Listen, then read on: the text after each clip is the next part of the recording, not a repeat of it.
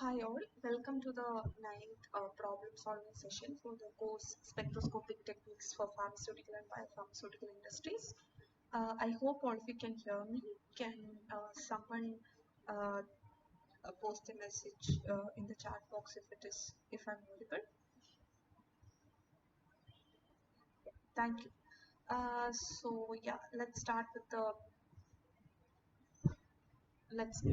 let's start with the problems. So yeah. Um, I am pretty much covering something which has been pending from last week.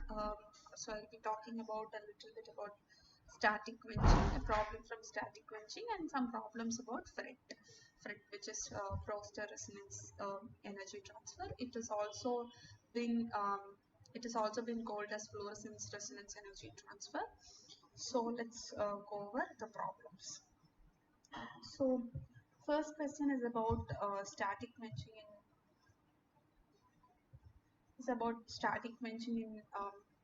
in fluorescence. So in this particular problem, we have been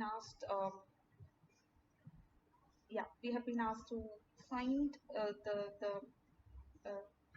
the concentration of yeah, we have been asked to find the concentration of the quencher required to decrease the fluorescence intensity of a particular organic species to its 50% of the unquenched value, and we have been asked to consider the quenching of the organic fluorescent species with the lifetime of sorry yeah so if the lifetime of the fluorescent organic species is 6 nanoseconds, and upon uh, the quenching the rate of quenching by a d-metal ion is 3 into 10 to the power 8 decimeter cube mole per second inverse. Then we have to find what is the concentration of the quencher, which is the d-metal ion, required to decrease the fluorescence intensity of the organic species by 50% of the unquenched value. So basically, we are saying F is going to be the fluorescence intensity in the presence of quencher is going to be 0.5 of F0. So this is fluorescence intensity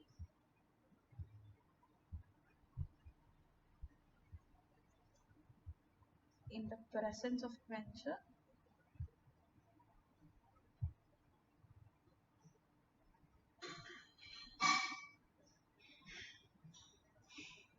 This is fluorescence intensity in the absence of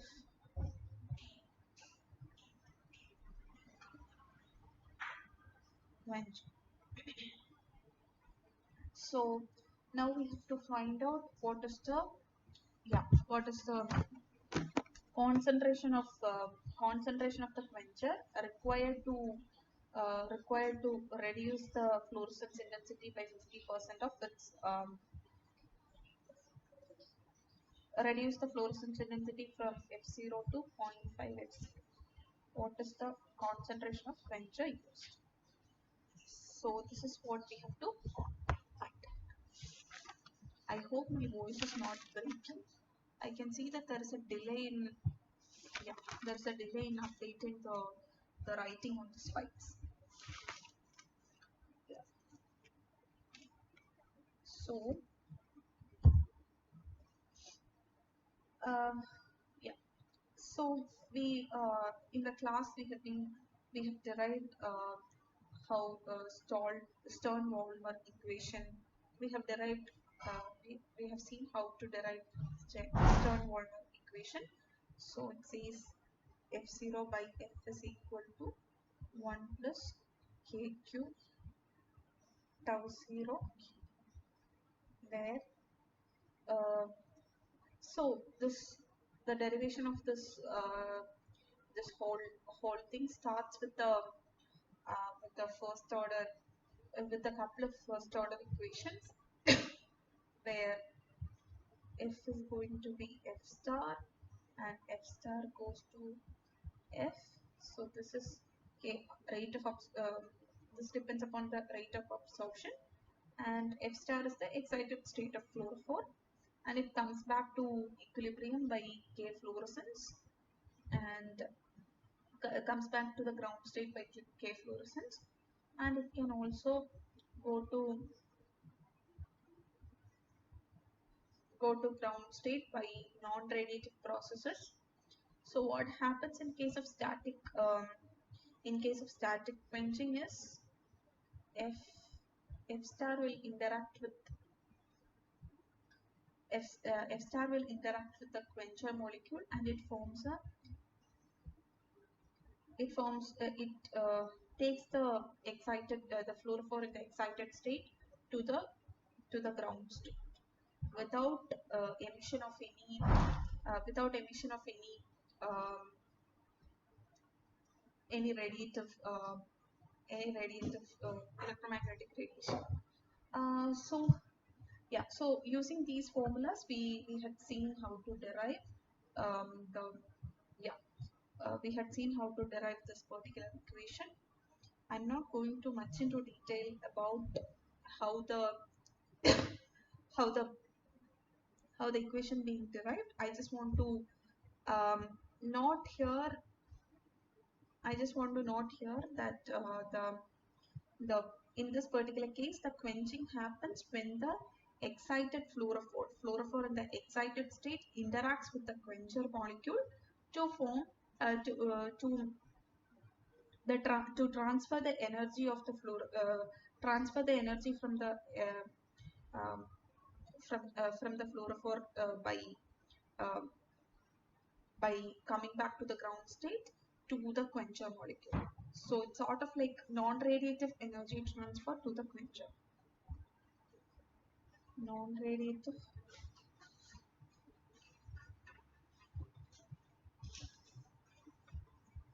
energy transfer of the fluorophore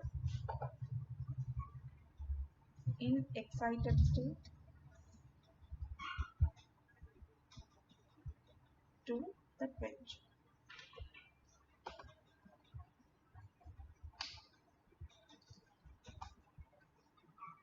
Yeah. So, uh, so since we already know from in the question we have been given what is the tau zero, the lifetime of the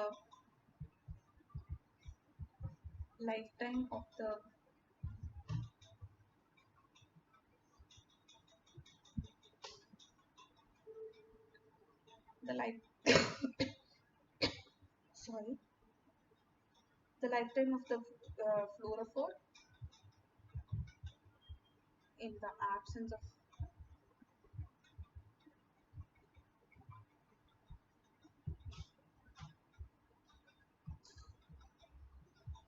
so tau zero is equal to 6.0 nanoseconds. Kq is equal to 3 into 10 to the power 8 decimeter cube mole inverse second inverse. So now we have to convert this to uh, we have to, so this 6 nanoseconds is 6 into 10 to the power minus 9 seconds. Now we have to convert decimeter cube mole per second inverse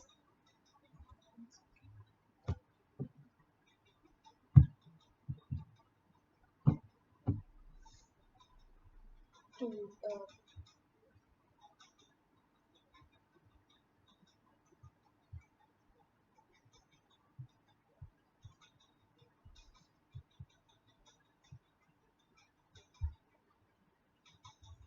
yeah, this one we have to convert to liter mole inverse second inverse. So 1 decimeter cube is equal to 1 liter. So this is equal to 3 into 10 to the power 8 liter mole inverse second inverse. So this is equal to 3 into 10 to the power 8 molar inverse second inverse. Now we have the formula F0 by F is equal to 1 1 plus kq tau 0 q. So the f is going to be 0.5 f0. That's what is being asked in the question. What is the quencher concentration required to decrease the fluorescence intensity? Required to decrease the fluorescence intensity of the organic species to 50% of unquenched value. So it's 50% of unquenched value is 0.5 f0. So 1 so f0 divided by 0.5 f0 is equal to 1 plus kq is 3 into 10 to the power 8 mole inverse second inverse into tau 0 is 6 into 10 to the power minus 9 seconds into q. So this is 1 divided by 0.5 is equal to 1 plus 6 into 3 is 18 into 10 to the power minus 1, 10 to the power 8 into 10 to the power minus 9 is 10 to the power minus 1, and second inverse and second will cancels out, so this will be mole inverse into q. So 1 divided by 0.5 is 2, and we can take the 1 to the other side, so minus 2 minus 1 is equal to 18. 18 into 10 to the power minus 1 can be 1.8 mole inverse into q. So this is 1, and we'll divide 1.8 here, get q. This is in inverse. So by doing the calculation, this is going to be 1 divided by 1.8, which is 0.555. So to make the so if you consider a fluorophore,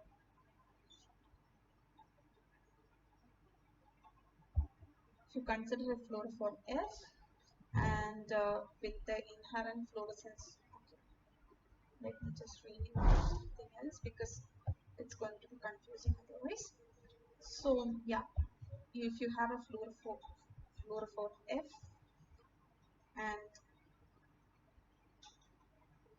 if you're gonna add a quencher Q and if the inherent fluorescence intensity of the fluorophore is F0, you need 0.55 molar of quencher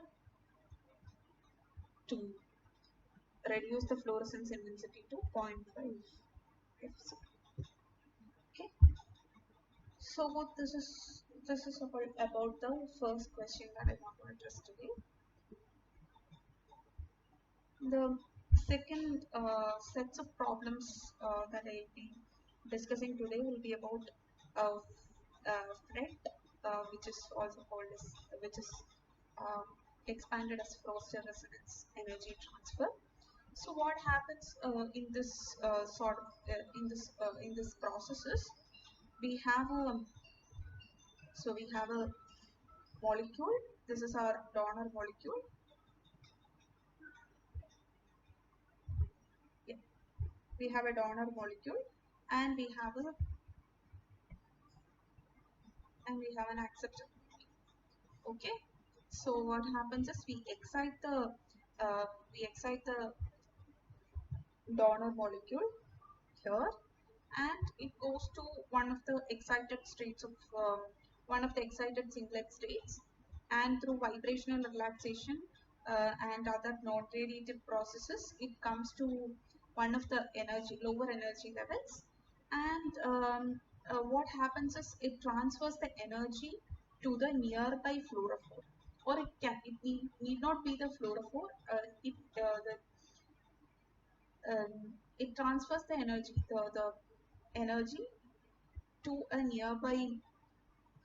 nearby molecule which can absorb energy, and yeah, what happens is the basically our in the donor molecule, the electron will come back to the ground state of singlets ground singlet state, which is S0 state, whereas the acceptor molecule electron of the acceptor molecule will excite from the ground state to one of the excited singlet states or other electronic energy level depending upon the property of the acceptor molecule.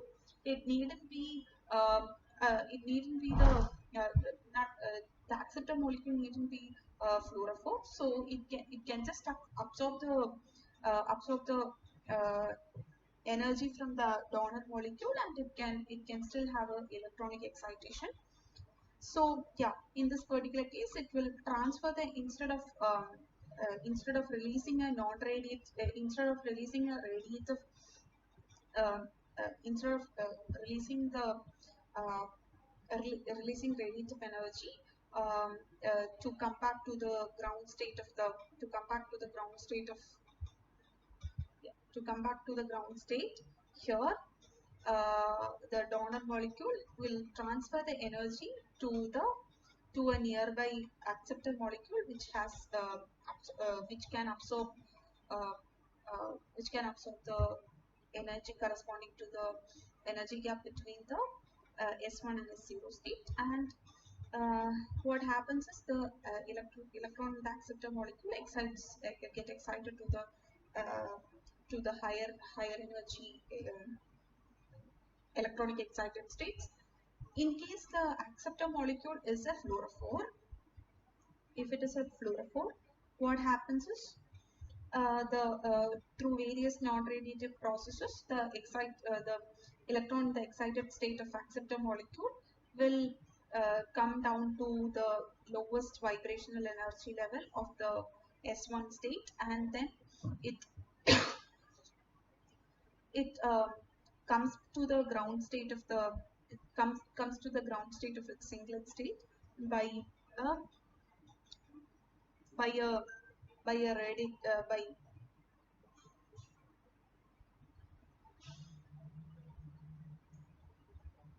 okay, by uh, by emitting an electromagnetic radiation in the emission range of the acceptor molecule. So this is what happens. So uh, this is the uh, yeah.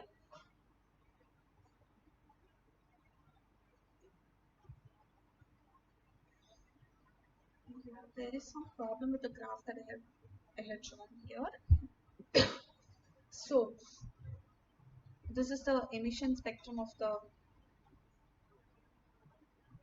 yeah.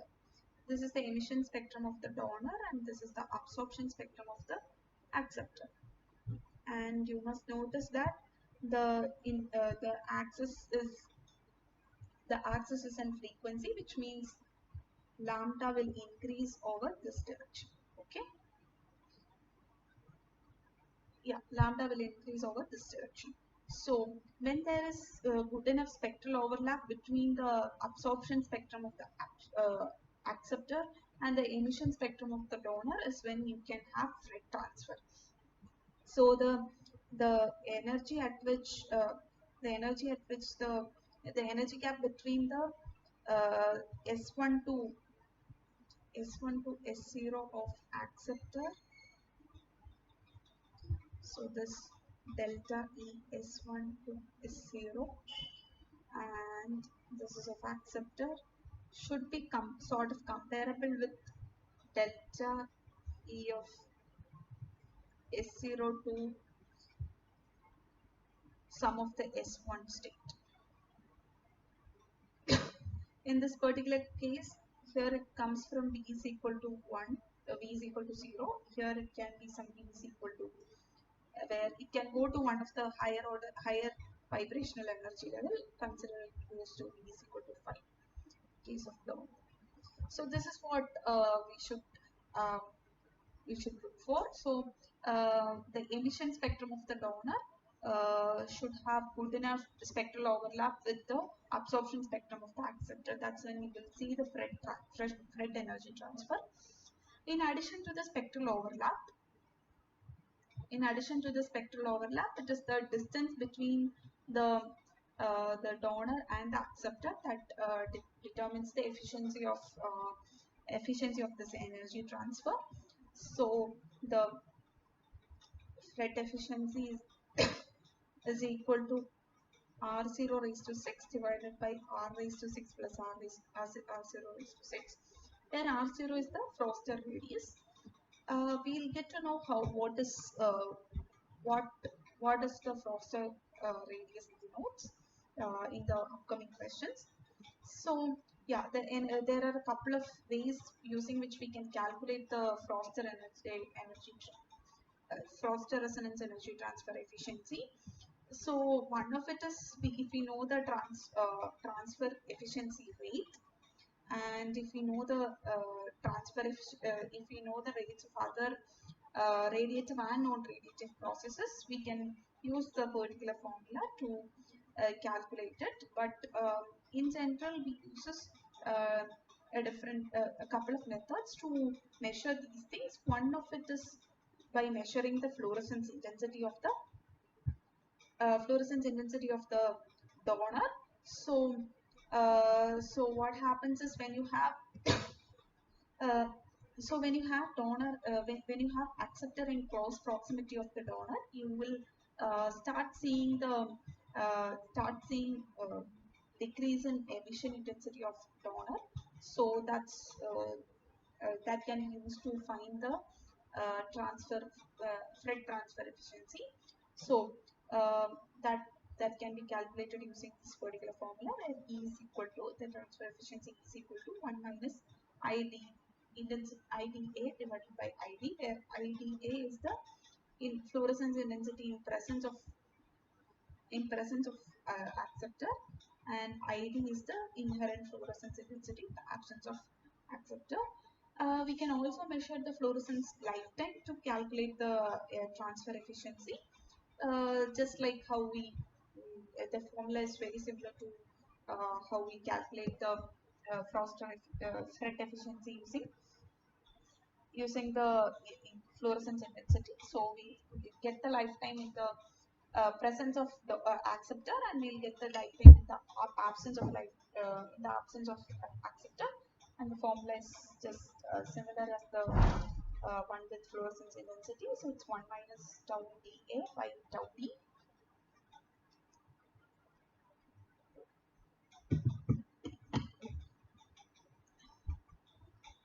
So the first question is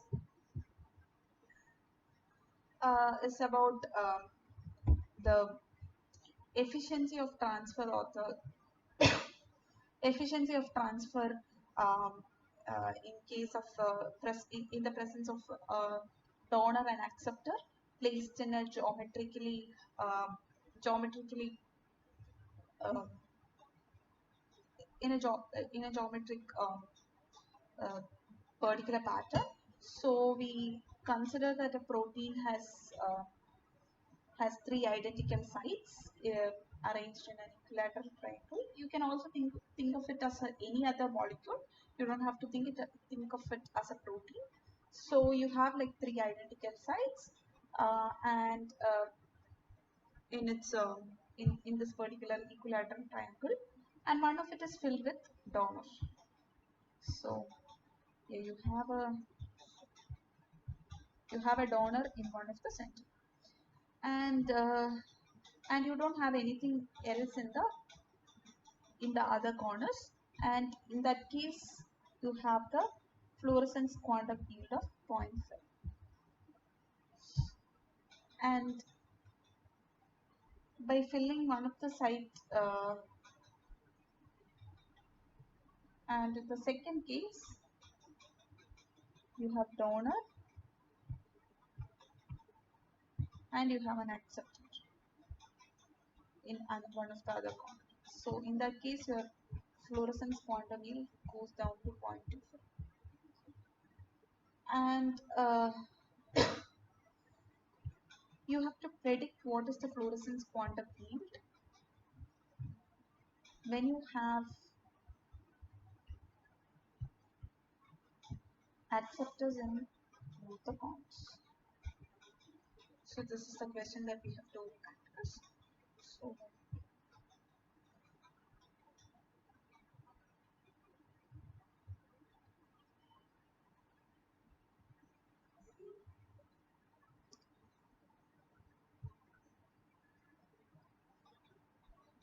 So we know that,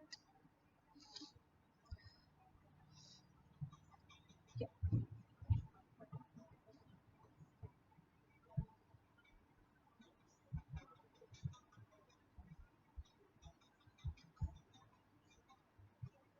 yeah. So we know that fluorescence quantum yield is equal to K fluorescence divided by K KD, where KD is equal to K fluorescence donor plus KIC of donor plus KISC of the donor. Okay, what happens? So we can directly write that formula for this in the first case where you just have one donor. So you have K fluorescence by the donor by K fluorescence by the donor plus KIC, which is the internal conversion. Yeah, this you must be familiar from the previous problem solving session and from the classes where IC is the internal conversion, which denotes a non-radiative transfer from the high energy vibrational levels to lower energy vibrational levels. Uh, and this is a particular donor because you just have donor in this particular case, and KIAC of the donor. IAC is the intersystem crossing, which is another non-radiative process using which the uh, uh, electron will go from the singlet first excited state of the it will go from the first excited state singlet first excited state to the triplet first excited state, which is another non-radiative process. And yeah, so this will gives you as 0.5, and in second case it is phi is equal to kf of t and k transfer. You have a transfer. There is a transfer that also happens in this particular case where the energy transfers from uh, donor to the acceptor. It has some particular. It will transfer with a particular rate, and kf of donor, kic of donor, and KISC of donor. This is equal to 0.25.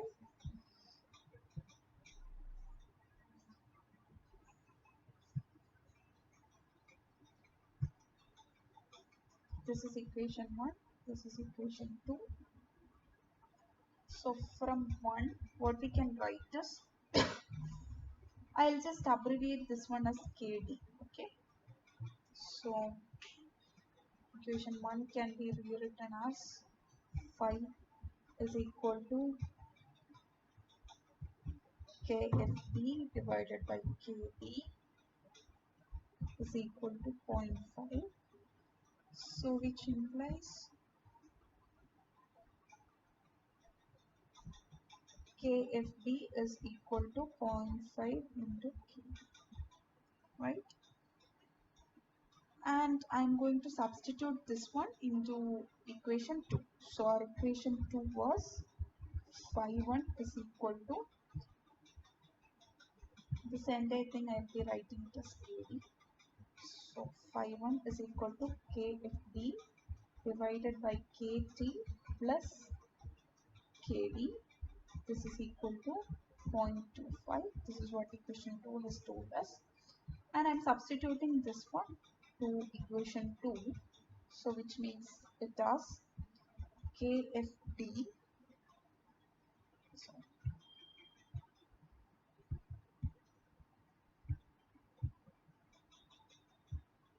0.5 KFD divided by KT plus, where is it? 0.5 KD, that's coming from here, plus KT plus KD is equal to 0.25, which implies we'll do a multiplication across the equation, and it will come to 0.5 KD is equal to 0.25 KT plus 0.25 KD. This will this implies that uh, if you take this one to the other side of the equal to sign, it will become 0.5 kd minus 0.25 kd is equal to 0.25 kd. So this is 0.25 is equal to 0.25 kd. So this says that kd is equal to kd. Okay. Now,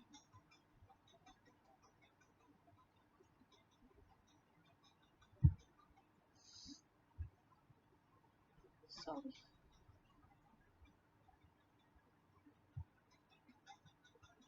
Yeah. So in this particular case, our equation is going to be 5 2. This was 5 5 2 is equal to be kfd divided by, there are two transfer processes happening, right? Kt, there is one more. So 2 kt plus kd. Here kd denotes the entire fluorescent radiative and non-radiative processes associated with the donor species. So let's write phi 2 is equal to kfd divided by k 2 kt plus kd. Let's change everything in terms of kd. So kfd is 0.5 kd. So 0.5 kd divided by 2 kt is equal to kd. So 2 kd plus kd. This is equal to 0.5 divided by 2 plus 1. And this is 0.5 divided by 3. Kd can cancel off. So this is equal to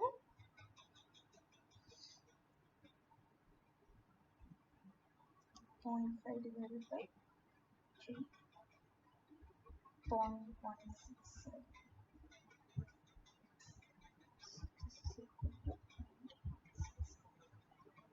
So when you have two donors, two acceptors next to the donor equally, uh, which is equidistant from the donor, you will see you will see a uh, uh, phi 2 value. You will see a quantum mean value of 0.167. So in absence of a donor molecule, in the absence of the acceptor molecules, it was at the quantum for the donor was at 0.5. So this is how the energy transfer affects the quantum yield, which in turn affects the fluorescence intensity of the donor molecule. Uh, yeah, give me a moment. We will go to the next question. And, by then we can uh, look at the formulas and get back to having particular questions.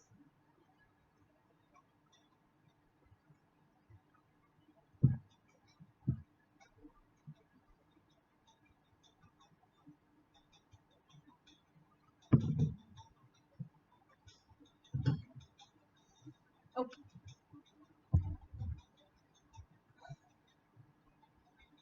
Um, so we this was sort of a distance-based question about fret. It doesn't have too much. It doesn't have too much to do about the process itself. Uh, yeah. Uh, Even though it sort of involved how how the transfer process in turn affects the overall rate of relaxation. Yeah, we'll go to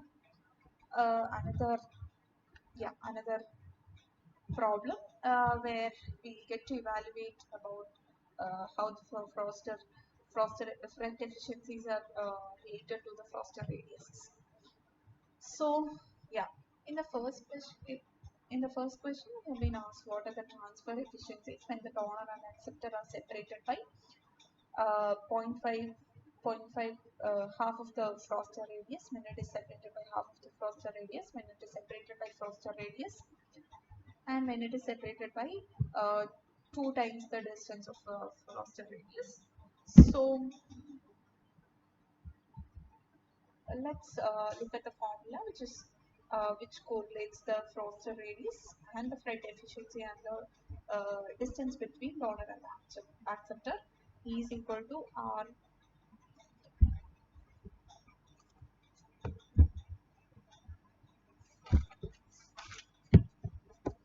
E is equal to R0 raised to 6 divided by R raised to 6 plus R0 raised to 6. So what happens when you are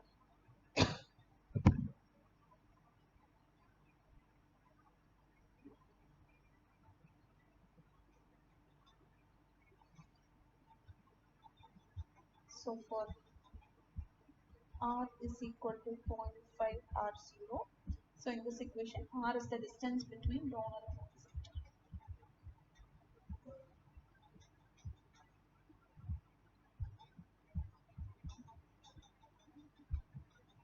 and R0 is the Froster radius.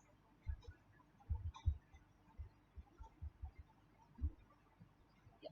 So when R is equal to 0.5 R0, E is equal to R0 raised to 6 divided by 0.5 R0 raised to 6 plus R0 raised to 6. When we cancel out R0 from numerator and denominator, we will get the plus 1 divided by 1 raised to 6 is always is 1 raised to 6, 1 itself, and this will come to 1 divided by 0.5 raised to 6 plus. So let's see how much is 0.5 raised to 6.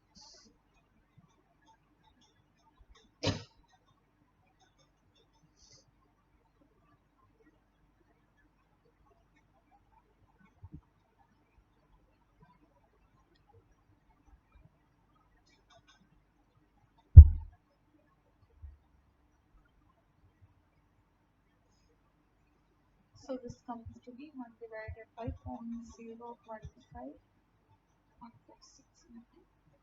plus 1.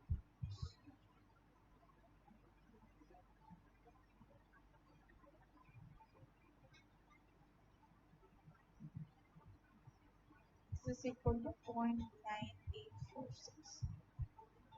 So when you have when the distance between the donor and acceptor is half of the Froster radius, we will have um, uh, almost Froster efficiency near to 1, which is it's not exactly 1, it is 0.98. So it's Froster efficiency is almost 98%.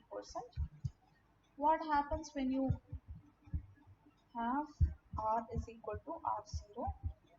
So E will become R0 raised to 6, R0 raised to 6, R0 raised to 6. When you cut off all the R0 values, it will come to 1 divided by 1 plus 1, 1 divided by 2, which is 0. So Froster efficient and the Froster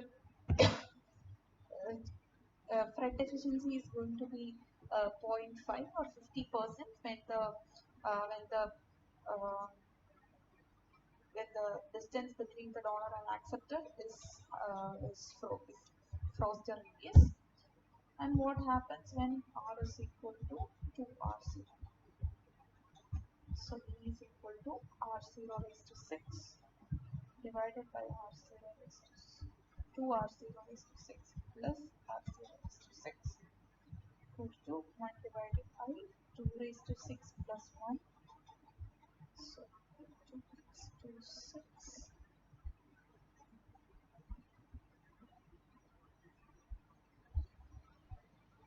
This will become 0.0. So we can clearly see that increase the uh, when you increase the Froster radius from um, when you increase the distance between the donor and acceptor from Froster radius to double the uh, to double the value, you will sort of see a significant decrease in the Foster transfer efficiency. So we should be at least in the range of Foster radius to see the uh, uh, Foster resonance energy transfer.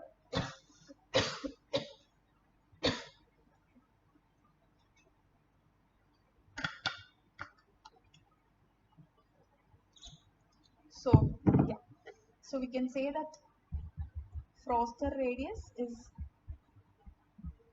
when is the distance between donor and acceptor when the energy transfer efficiency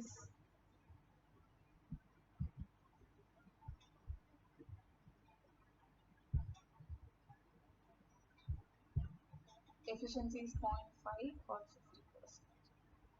So when you have sort of at least 50% of energy transfer, that's what is being 50%. The distance between the donor and acceptor in that particular case is called Foster radius. The second part of the question is about FITC inosinamide donor acceptor pair. FITC is a is the donor, whereas inosinamide is the acceptor, and the Foster radius is given as 60 angstrom. And calculate the frost fret efficiency when these labels are 50 angstroms apart. So it is like slightly less than Foster radius, so which means the Foster the fret efficiency is going to be slightly higher than 0.5, right? So what happens is the Foster radius R0 is 60 angstroms, and the distance is between the donor acceptor pair is 60 angstrom. So we had seen in the previous question that when it is almost about it's when the distance between donor and acceptor is exactly Foster radius, you will have the fret transfer efficiency, fret efficiency of 0.5. So since it is slightly lower than the Foster radius, so it's going to be slightly higher than the fret efficiency going to be higher than 0.5. Let's calculate. So E is equal to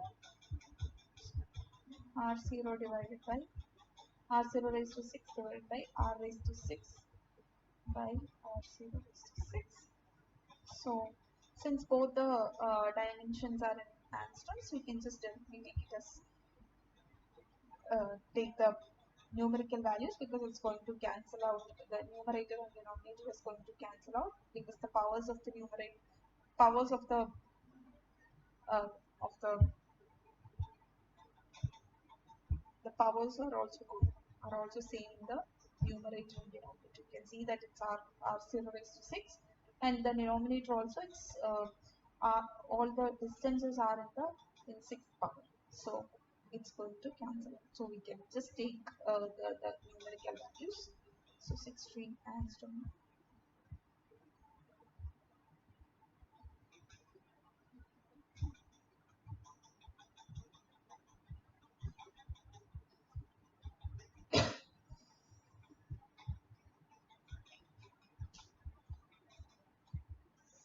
So this can be cancelled out.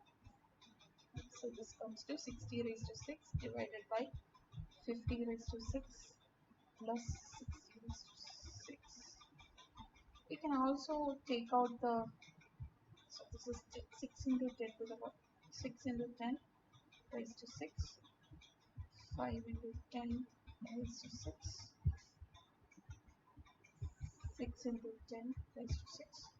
So this will come to, so we can take out this tens.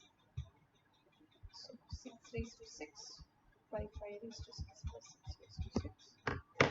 So let's do the calculations.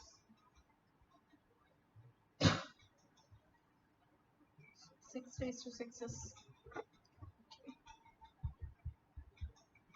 46656. 5 raised to 6 is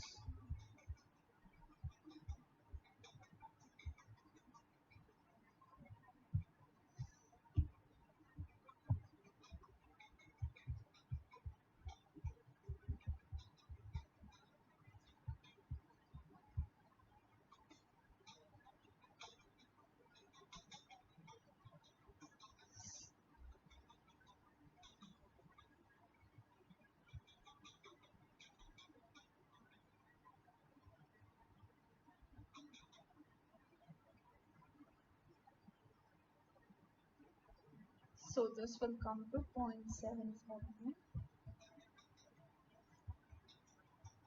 Someone's audio is on. If you don't have any question, can you please keep it muted.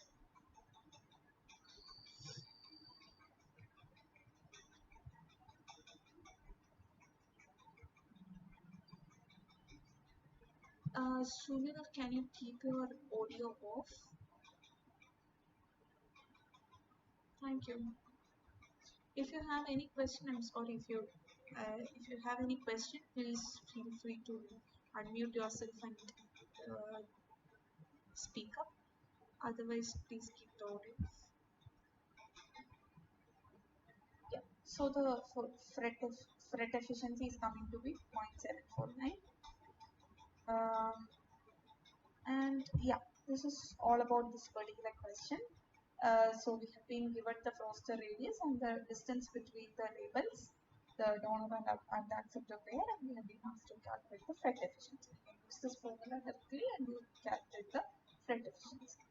So we had already predicted that it is going to be higher than 0.5 because the Foster radius, the distance between the labels or the donor and the acceptor is lesser than the Foster radius.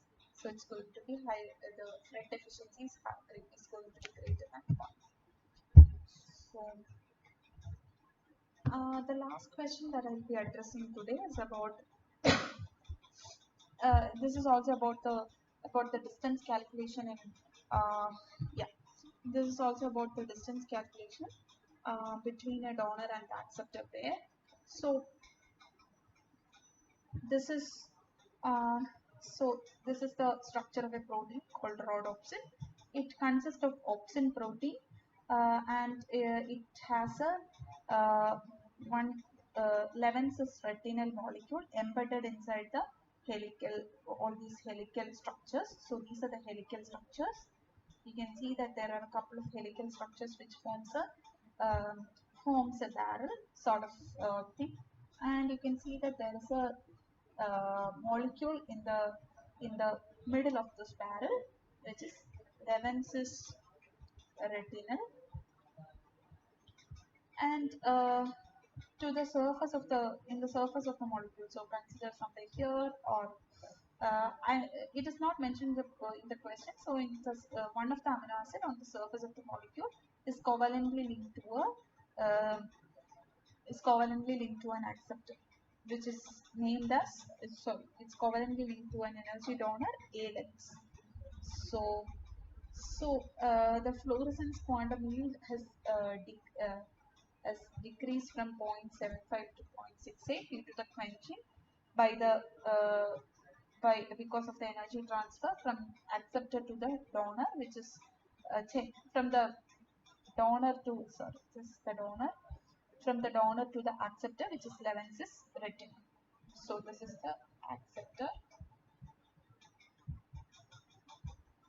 this is the donor. Donor is in one of the covalently linked to one of the amino acids on the surface of the molecule, on the surface of the protein. So we have to calculate the energy transfer efficiency. So we had seen that E is equal to 1 minus IdA divided by Id.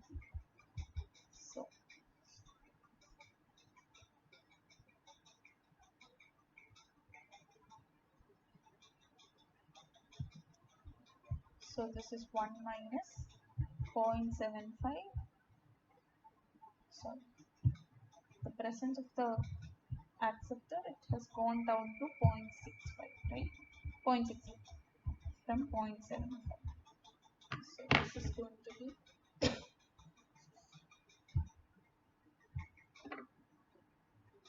point zero. So the energy transfer efficiency is 0.09. And so this is the first question, to calculate the energy transfer efficiency between Ildens, which is the donor, and the acceptor is 11 cis retinal. And in the question, it is being said that the quantum heat, fluorescence quantum heat, which directly influences quantum heat, which directly influences the fluorescence intensity. Yeah, which is directly proportional to the fluorescence intensity, has gone down from 0.75 to 0.68. So this is what is being used in this particular equation. So in the presence of acceptor, it has gone down to 0.68. That's why it is 0.68 divided by 0.75. In the second part of the question, so when you do the calculation, you will get the value as 0.0. And the second part of the question, we have been asked what is the distance between 11 cis retinal and the surface of the protein if the Foster radius of retinal and adenus is 5.4 nanometer. So R0 is equal to 5.4 nanometer. And we know that Fred efficiency is equal to R0 raised to 6 divided by R raised to 6 plus R0 raised to 6. And yeah, what we can do is from this, if you just divide, if you just take the reciprocal in both sides, it will become R raised to 1 by E is equal to R raised to 6, R0 raised to 6 divided by R0 raised to 6. This can be rewritten as R raised to 6 divided by R0 raised to 6 plus 1. So R raised to 6 by R0 raised to 6 is equal to, we will take it to the other side, 1 by E minus 1. And we want R, which is the distance between donor and acceptor pair, that is equal to 1 by E minus 1. Okay. And R is equal to 1 by E minus 1, the whole raised to 1 by 6 into R0. I just have taken 6th cubic root of 6th root of the root on both sides. So this equation has also been given in the class. So R is equal to 1 by E minus 1, 1 by 6 R0. So R0 is 5.4 nanometer and E is equal to 0.093. So this is 1 divided by 0.093 minus 1, the whole raised to 1 by 6 into 5.4 nanometer. So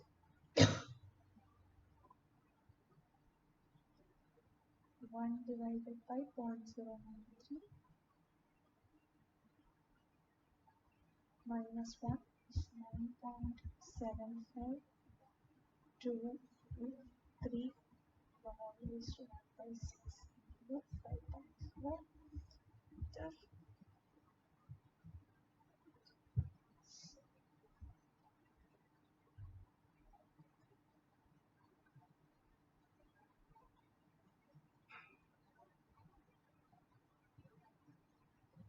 This is 1.46 into 5.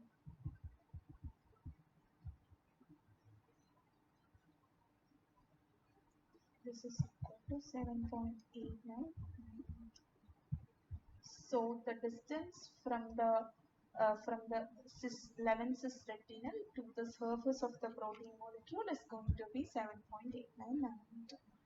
So this also sort of the initial part of the problem needed the understanding about how the Fred efficiency will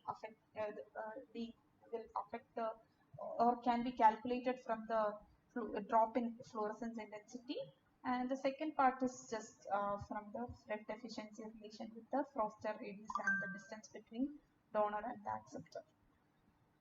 So that's all I have today to discuss with you. If you have any particular questions about the problems that we discussed today, please let me know.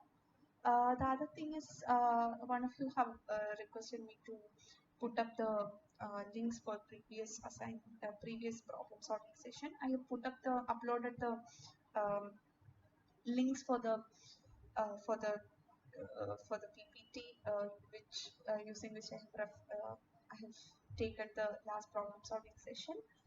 You can find it in the course web page itself. Yeah, you can find it in the course web page. Maybe if you yeah, if you go to the course web page, there is a one of the side panels says problem solving session, where you can just go to click on the problem solving session. It will appear as a window where it has been given uh, a link where which directs you to a Excel sheet which has all the presentation folder links. YouTube link I'm yet to upload. Yeah, otherwise all the presentation links have been uploaded. Okay.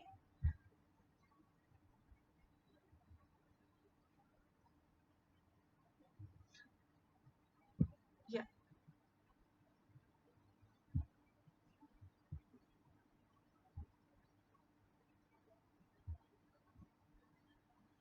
Okay. If you have any particular question from the threat of our fluorescence quenching, please let me know.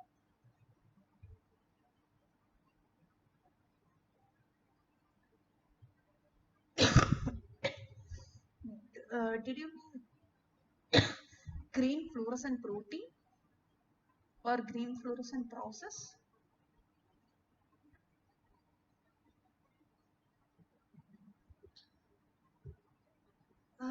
I don't know about green fluorescence process.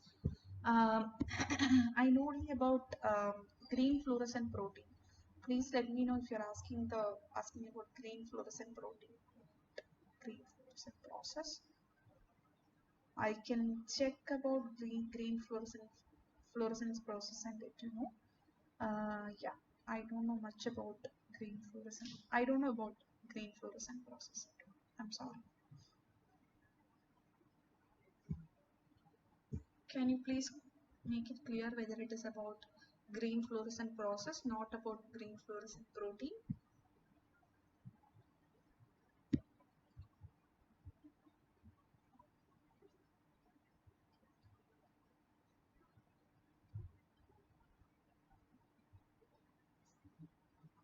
Okay.